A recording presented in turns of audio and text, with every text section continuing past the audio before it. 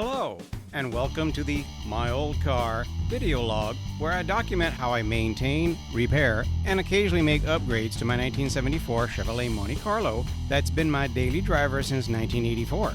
With dedication and tenacity, you too can make your first car your forever car and drive it forever. Okay, so the other day I was on my way to work, and I set the cruise control, and I'm cruising on a highway, and suddenly I experienced a complete loss of it. It seemed like a complete loss of power. And I quickly determined that no, engine's running fine and all of that, but the something was up with the cruise control. And when I looked into it, the symptoms were consistent with a sudden catastrophic loss of vacuum. And I determined that that wasn't the case, but rather instead the chain broke. The chain that connects the servo to the throttle cable. And so let's see what we can do about repairing this. Now, one of the things, as you can see, is the boot on this is pretty much gone. So what I did was I got an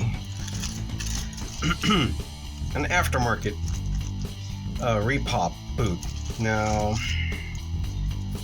these boots that are correct to this application are made of unobtainium. Back in the day, they didn't offer this boot in the parts books as a separate piece. It was part of the servo assembly. Later on, they did offer this as a separate piece. Now, this end is flared, which will go there, but this end has just an opening and no flare. So hopefully this will work. From what I can tell, though, it looks like the diameter of this a little lower, a little smaller than yeah, see, this is just completely. I mean, look at this. This is as you know, this is like, it's like eggshells. It's broke. So anyway, all I'm gonna see about trying to make this work, it looks like what I may have to do is actually take this servo out. Fortunately, there's just one nut that holds the servo in place, and then yeah, futz around with this end of it and see if I can get use a proper replacement ball chain or bead chain. Now, according to the specs, it's supposed to be a number 10 bead. McMaster car has a correct, proper number 10 bead. Number 10 is 3/16 of an inch, but they only sell it. They sell about a foot, and the smallest that they have is, because I want to get stainless steel, is 10 feet. I certainly don't need 10 feet of bead. And not to mention, I think it would be nice to replace probably the this connector. And yeah, McMaster car has the right kind of connector, but it too is, you know, a pack of 100. Really don't need that many. I understand that curtain stores or blind stores have these types of beaded chains. So, and I think they have proper number 10 stuff. So I may look into that. But for right now, it looks like there's enough adjustment here to allow me to pretty much close this little teeny, I don't know if you can really see this, but there's like just I'm shy by just this one ball, and there's obviously enough adjustment here to where I can get this one ball in there. So I'm gonna go that route.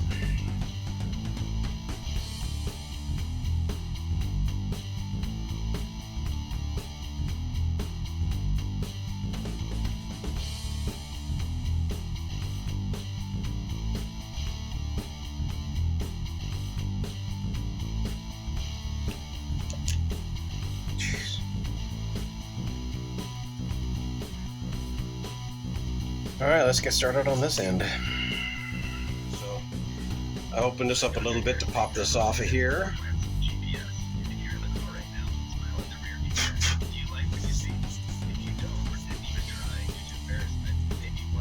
Alrighty, I'm going to clean this up on the wire wheel.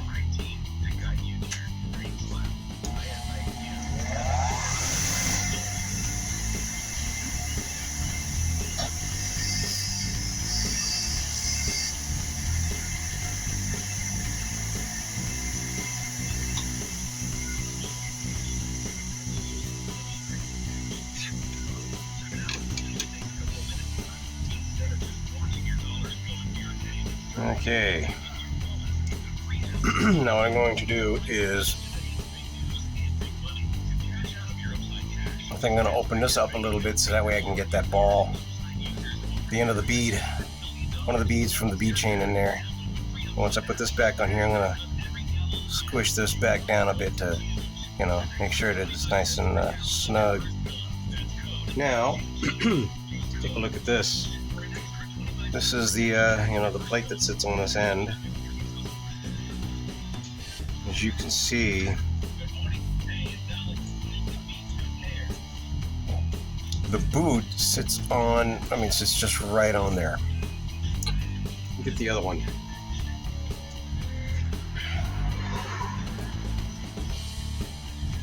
So here goes the new boot, and compare it with the old one.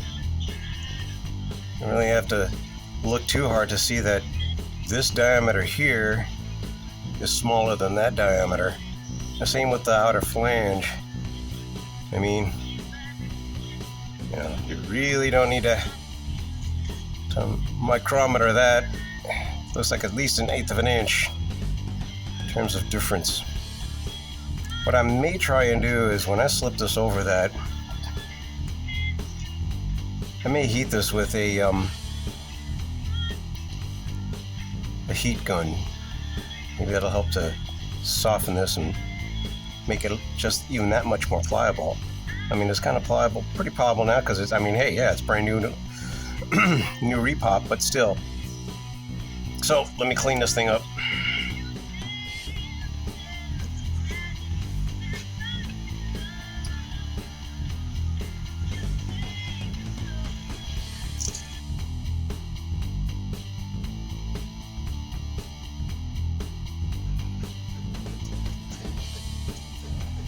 Okay, let's see about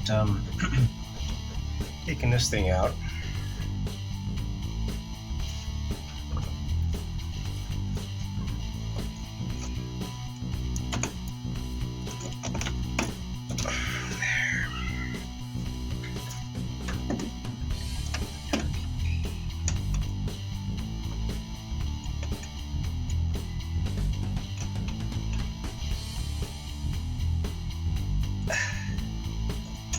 There, nice and easy. Let's see here. More.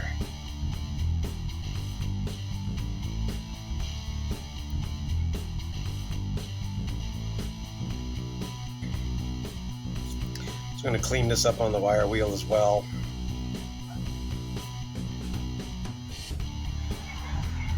So what I'm going to do, how this is supposed to be down here.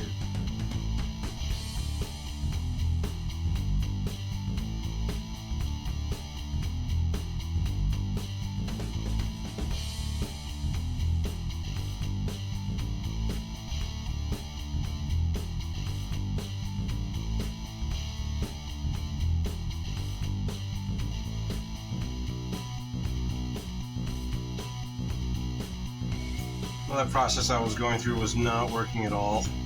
So I'm going to try getting this started, then slipping this over that to keep it in place so that way I can wrench the rest of this over it. Wish me luck.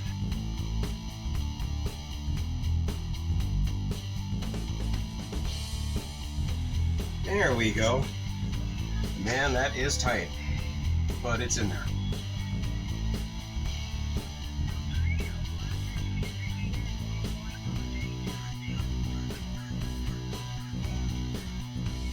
Yes, sir, Bob, it is in there. Holy crap.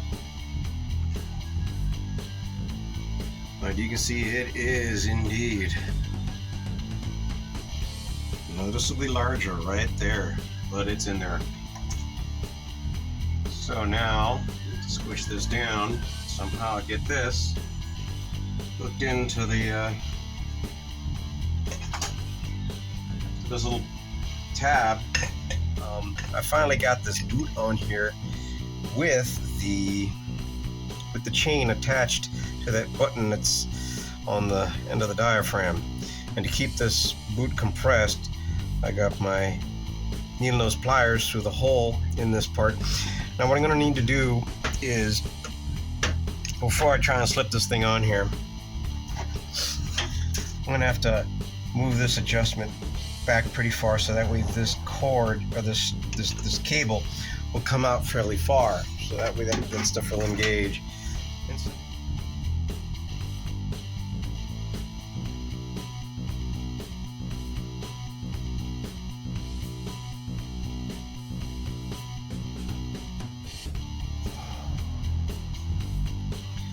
Yeah, so the needle nose pliers on here really didn't work out as well as I'd hoped. So anyway, I have a piece of baling wire through there, and let's see about reinstalling this servo.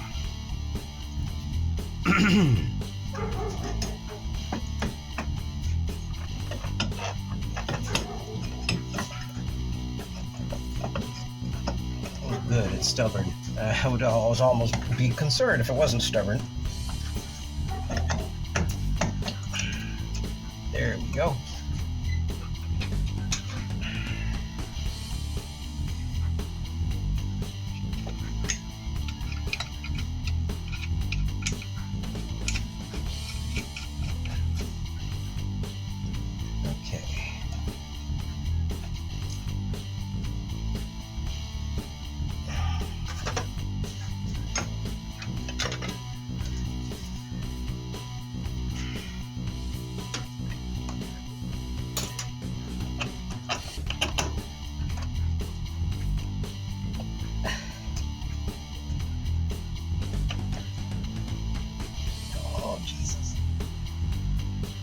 Well, once again, after some profanity-laden incantations, I finally got this this boot on here. And yes, what a major pain in the butt. What does help though is to put a let's see if I can do this. This is going to be a little shaky for a moment, but to put a block of wood to keep the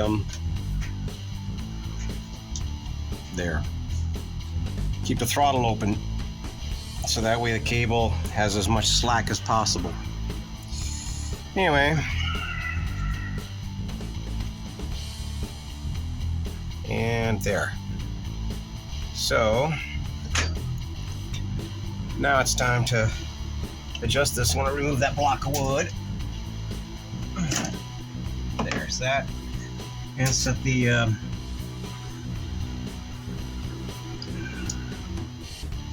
fast idle off. There. Okay, now this essentially needs to be just slack enough. So that means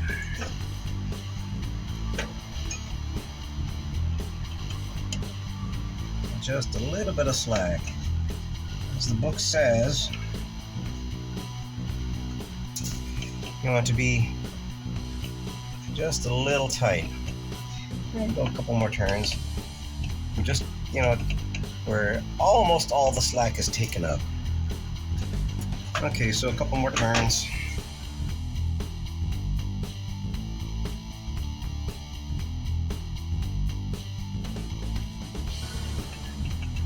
That should do. And then the jam nut needs to be tightened.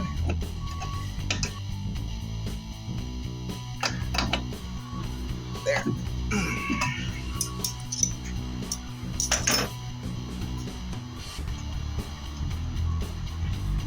Yep. Just a little bit of slack. Now the next part is to get this boot over that. I'm going to do what I did with this one. A little bit of grease on that, and just work my way through.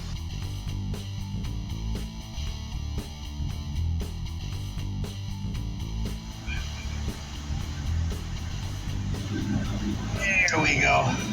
Finally. Not bad.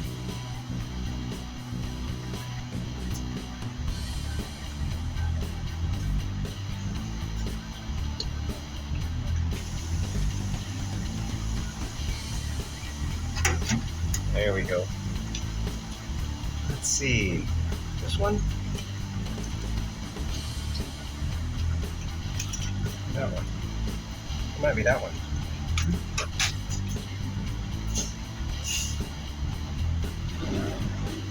Yep, I think it's this one.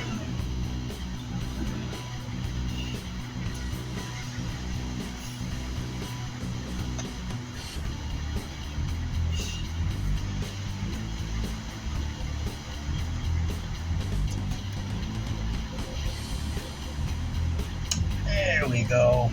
Oh yeah, we're bitching. There.